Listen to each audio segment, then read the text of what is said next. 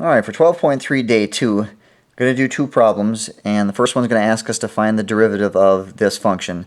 Now, like we've learned over the last few days, what we've been doing by finding the difference quotient, and then 12.3 day 1 we said find the slope of the graph, that all means the same thing. That's basically finding the derivative. So the good news is you're just doing the same stuff that we've done the last couple days, so it kind of cements that idea in.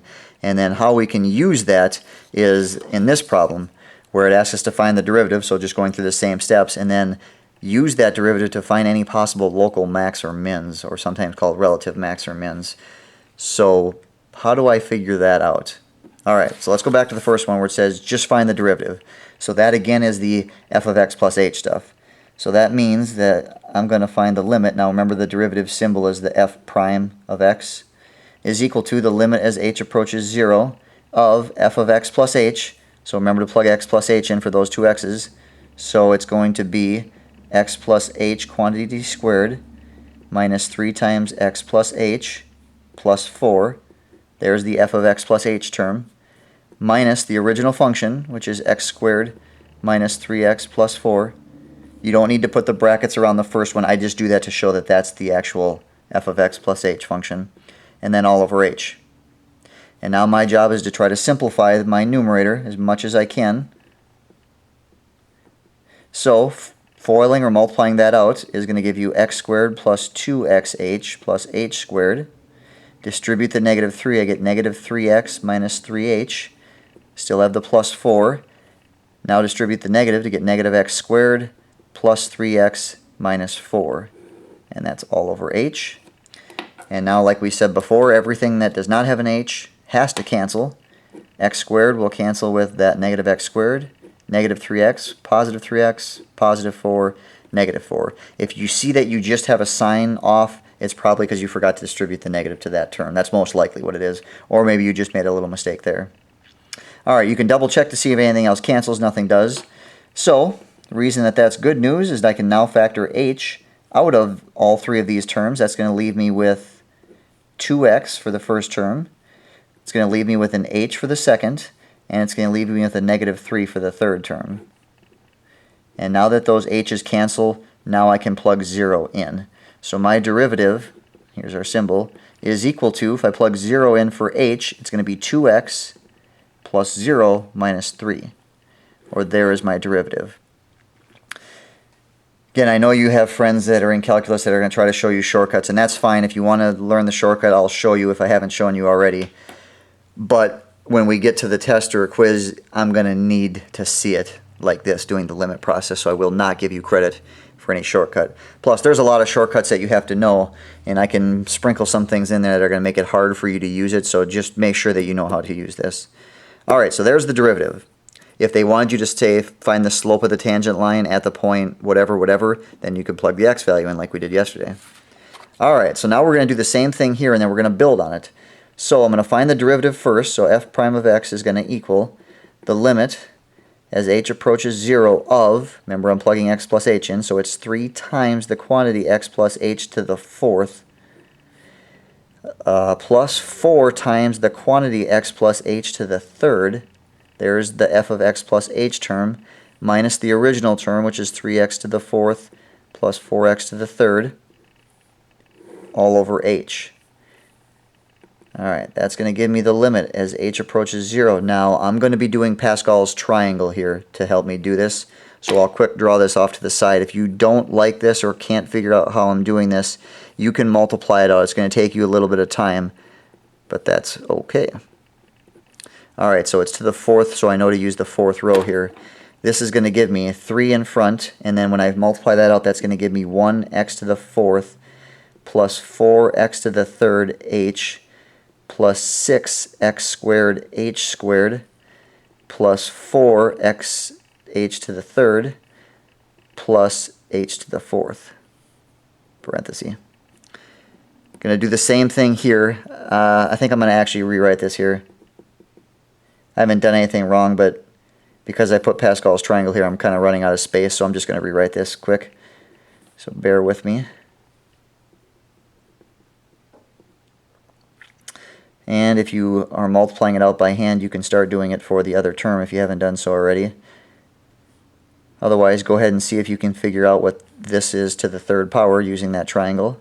Alright, so plus 4 times, there's the third row, so this would be 1x to the third, that should say, plus 3x squared h plus 3xh squared plus h to the third. And then I have to distribute the negative, so I get minus 3x to the fourth and minus 4x to the third. All of that over h. Still not done simplifying the numerator. I'm going to go ahead now and distribute the 3 and the 4.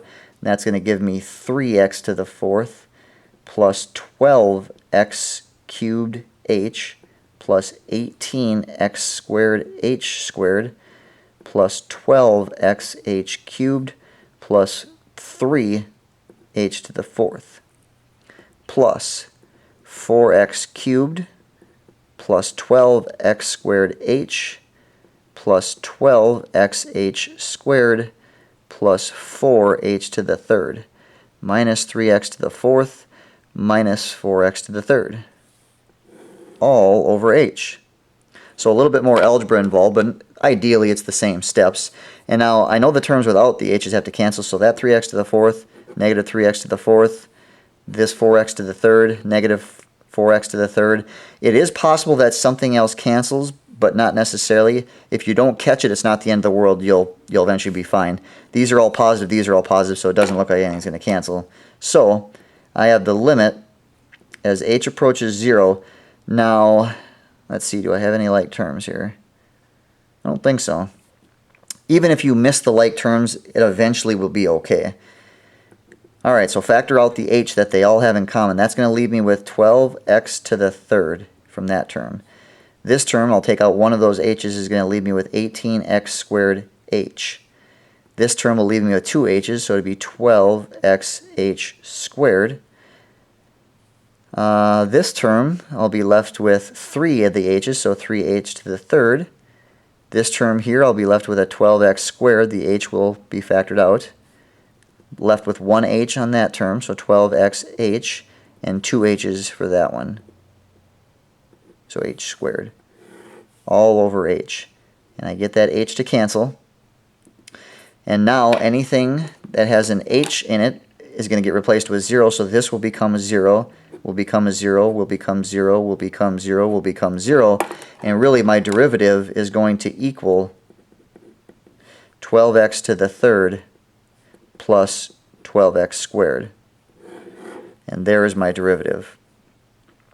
And now we're going to do the second part of this where it's going to say use that derivative to find any possible local max or mins or relative max and mins. Now you need to understand too that I don't have to tell you to find the derivative. If I just said find the possible or local max and mins, you should know to find the derivative and then to do what we're about to do. Alright, the derivative, to find a local max or a min, like we said in the notes, that's going to happen here and here where the slope of the tangent line is 0. In other words, the derivative is 0. So I'm just going to set this derivative equal to 0 and solve. And when I solve, it's going to give me the x values of where this happens.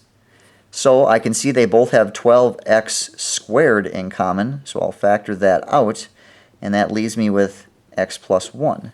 So this is going to give me x equals 0, and this is going to give me x equals negative 1. And so I know the x values as to where the max and mins happen. I just don't know what the y values are. And if you're asking where should I plug those in, well, I don't want to plug them back in here. That would just give me 0 again because that's how I got these numbers to start with. I actually need to plug them back into the original function. So I'll write that here right beside it. F of x, the original function, was equal to 3x to the fourth plus 4x to the third. So if I plug in 0 here, I'm going to get 0 plus 0 or 0. So one of my max or mins is 0, 0. If I plug negative 1 into the fourth, that's going to give me 3 times negative 1 to the fourth. That'll become positive 1, so 3. Plus 4 times negative 1 to the third would be negative 1. That's going to give me 3 minus 4, or negative 1. So now I can look at it and say that here is my local max, here is my local min. If you wanted to sketch the graph of it, we actually kind of know how. Remember back in chapter, that would have been chapter 2, I believe that is. If we had found the zeros for this, let's say I factored out an x to the third power. That would leave me with 3x plus 4. I would have 3 zeros, or a triple root, at 0 and then 1 at negative 4/3. So I've got a triple 0 here, which, remember, a triple 0, an odd number of zeros, that means it goes through it, and then 1 here at negative 4/3. It's a positive 3, so it goes up on the right. It goes also up on the left because of the 4. And now when I take a look at this, I know I have a max or a min at 0, 0, and I have a max or a min at negative 1, negative 1. So negative 1, negative 1 would be about right here. 0, 0 is right here. And my graph ends up looking something like this. It's going to go through here, has to come down, hit this point. Now I know this is going to seem a little weird, but it kind of does a little goofy thing here where it's considered a 0 and a max and min, even though it doesn't look like it because it kind of goes through there. That's something that you'll get to work with a little bit more when we call it when you get into Calc 2 and you find second derivatives and so on, you call it points of inflection. Don't worry about it right now. I'm not going to ask you to graph it, but I know that this is my min and I know that's my local max. Alright, hopefully that helps you. Again, don't get confused by that. Just understand the process and how to get these points. That is the homework help for 12.3 day 2.